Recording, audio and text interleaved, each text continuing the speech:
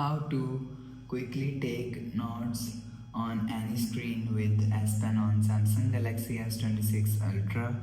Let's start the video. First of all, go to App Library. Here click on Settings app. Now in Setting, scroll down and click on Advanced Features. After click on Advanced Features, click on S Pen. After click on S Pen, you will see make sure turn on quick notes. After turn on quick notes, go back and click button and click on this. You will see.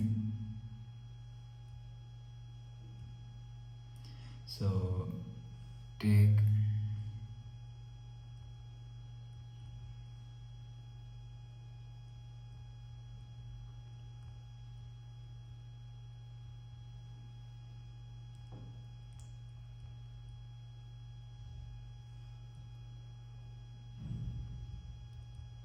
so after quickly take note, after the process go back to home screen.